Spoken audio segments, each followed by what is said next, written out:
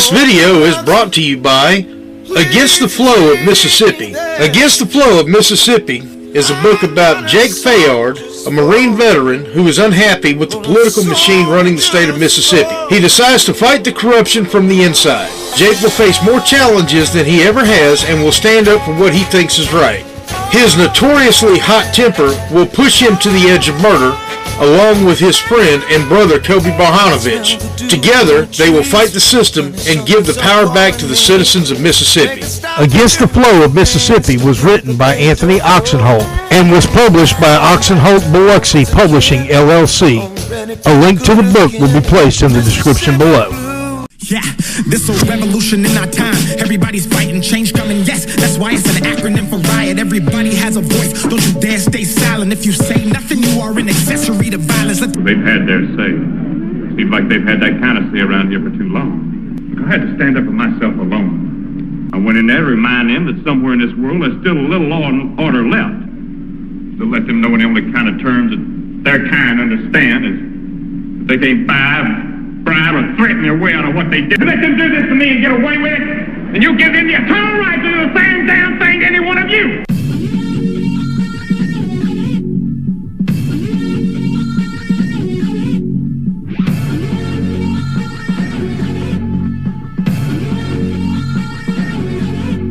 Access 228, your host, Anthony Oksenholt, where we report the facts and we are not for sale. If you have a news story or something that's on your mind, please feel free to give us a call at 228-337-2099. Be glad to have you on. Thank you for listening, and we do appreciate all that you do to support us and keep free and independent journalism doing what we do best. All right, y'all. Hope y'all are doing well. It has been an extremely long day of me absolutely running my ass off today. Whew. It has been, let's put it this way.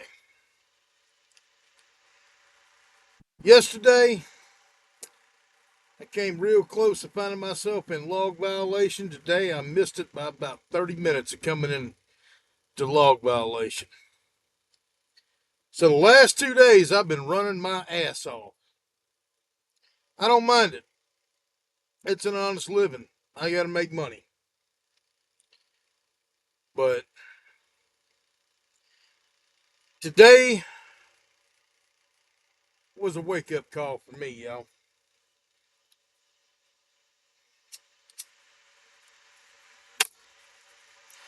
It is with a heavy heart that I admit that a man that I had previously respected, stood by, supported, campaigned for two different offices that he has held. Excuse me. In the last 10 years. That man today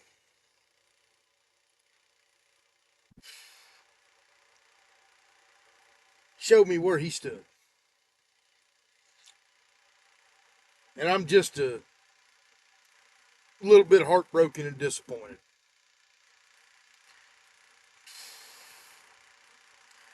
I can't believe I'm coming on here to say what I'm fixing to say, y'all. The man that broke my heart today was Mike Ezell.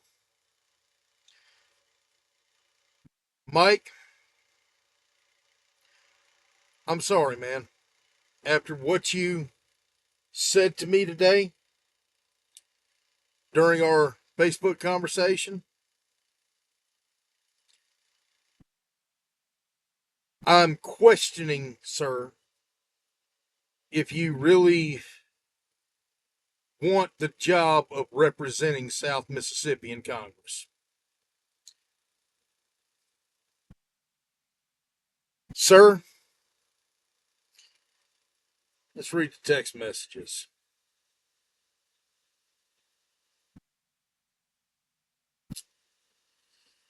Now, I have been trying to call his office to find out, and they wouldn't tell me. But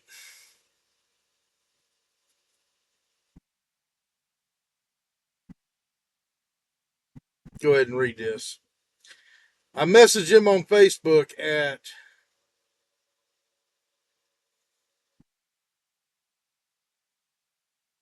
8:45 last night. I said, "Hey, Congressman, sir, may I ask what your thoughts are on this Greenland thing?" His response is, "I support the president. Russia, China, and bad actors around the world know how crucial this is for our safety." I said, "But, sir, Denmark is an ally and a member of NATO. Do you support him taking it by force?" And I didn't get a response. I know Mike Ezell's busy, but we've had longer conversations since he's been in office on Facebook. This does not negate all the good that Mike Ezell has done in his past. I think he was an excellent sheriff of Jackson County. I will say that during Hurricane Irma, while I was living in Florida and working for the Florida Department of Corrections, Mike Ezell reached out to me, and he had a little bit of money, and he wanted to help out a law enforcement family that lost everything. And he wound up finding somebody. I couldn't find him anybody because I was new to the job, and, where I was staying and where I was working is very inland, so, you had to go a little further south to really find people who really needed help. The part of the state of Florida I was at, we really didn't get all that bad. I mean, there was a few trees went down and a few roads got flooded, but nothing serious. It was serious in South Florida. But I didn't at the time really know anybody in South Florida that was law enforcement and needed the help. So he found somebody. I know when he was the sheriff of Jackson County, he was very honorable in his service. That's how he got elected to Congress. But I can't abide kissing the president's ass. I just, Congressman, sir, if you see this, I can't. Especially with what he's doing right now. Y'all, we have a treaty with every nation that's a NATO member. We're all in the same treaty. And that treaty is a non-aggression treaty. And it's also, you fuck with one of us, you're getting all of us. This is what makes NATO so fucking strong. Trump has thrown it away in about 2 weeks. He is threatening a sovereign nation. He is threatening Greenland, which is owned and administered by the Kingdom of Denmark. Okay, so they're autonomous. That don't mean shit. They're still under the Kingdom of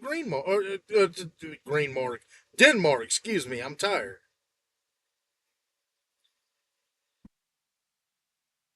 I didn't want to broach the subject of ICE because I knew that me and him would completely disagree, so I didn't broach that subject with him. But I am so disheartened by a grown man so adjoined to another grown man that he refuses to have an opinion of his own.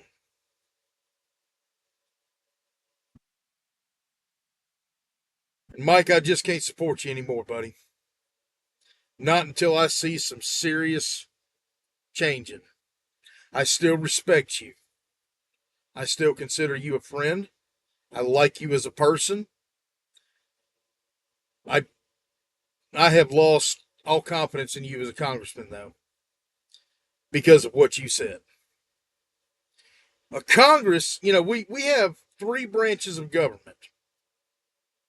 We have the executive branch, we have the legislative branch, when I can speak, judicial branch.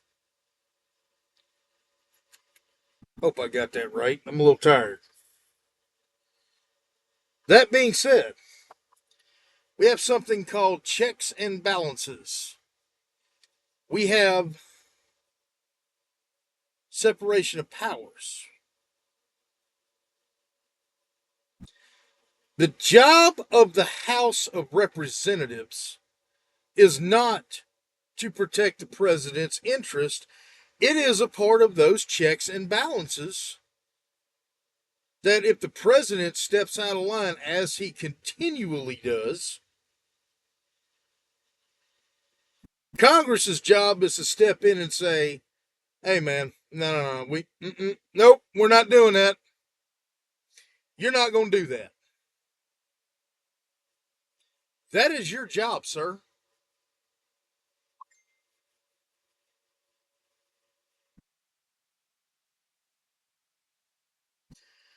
And I just,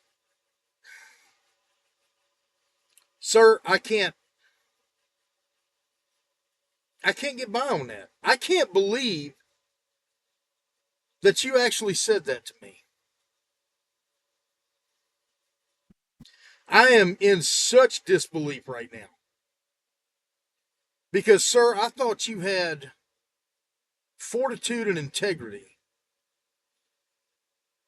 Now, you can agree with the president most of the time. Even if I disagree with the president, you can disagree. You're allowed to agree with the president most of the time if that is what your convictions genuinely state.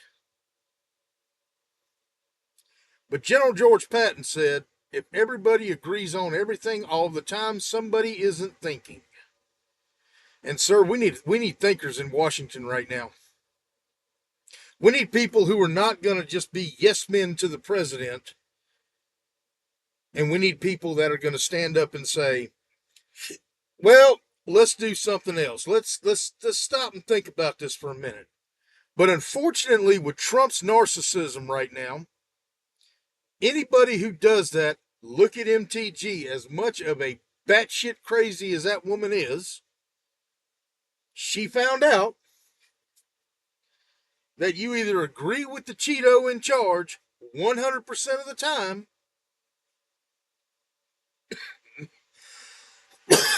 or you're fucked.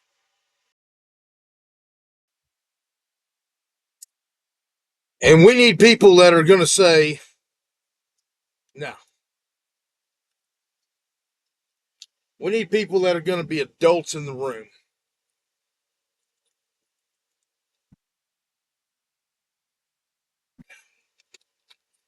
We need people that are going to sit there and discharge their duties to represent the state of Mississippi. Sir, your job is the southern part of the state, and it's a big job. I wouldn't want your job. I know you may get comped everywhere you go, and you get the niceties and the six-figure salary, and that's fine. But you have a lot of responsibility, sir. And part of that responsibility, sir, is being worried about who you represent versus who's in the White House. I wouldn't care if it's Biden. I didn't like Biden. Didn't like Obama. Didn't like Trump's first term. Didn't care for Bush at all. Didn't care for Clinton. Didn't care for Bush 1 and was too young to care about Reagan. Really, I was too young to care about Bush 1, but I never have been a fan of war. Never have been.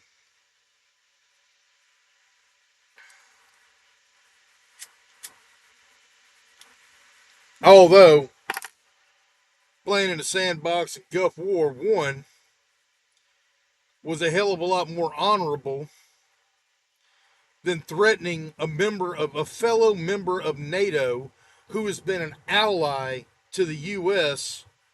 forever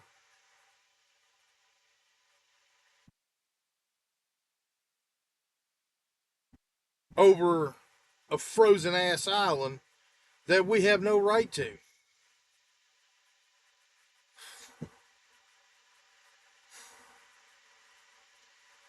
Y'all, we're living in some scary ass times.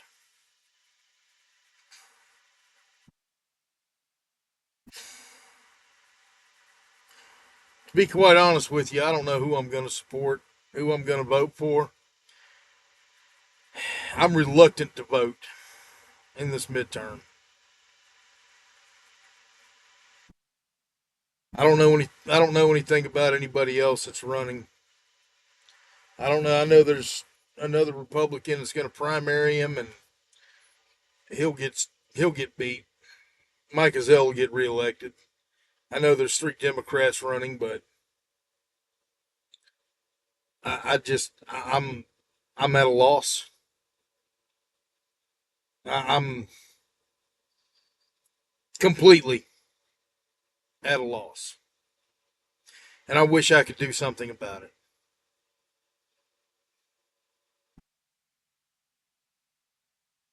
This has nothing to do with my feelings on Trump one way or the other. If we had a president that I agreed with pretty much all the time, and Mike Ezell aligned with him 100% of the time, I'd be making the same video. Because I want somebody who's going to be a free will thinker. Because that's what we need in this country right now. We need people that are going to do what we ask. A congressman represents his district. I don't care who the congressman is. Could be Mike Ezell. Could be Benny Thompson. Could be AOC. Doesn't matter. Their job is to represent the people who live in their district, period, end of story. A senator. A senator is responsible to represent the citizens of the state.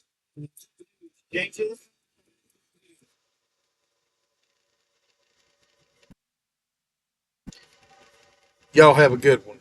I'm going to take this call. Access 228, Anthony Oksenholt.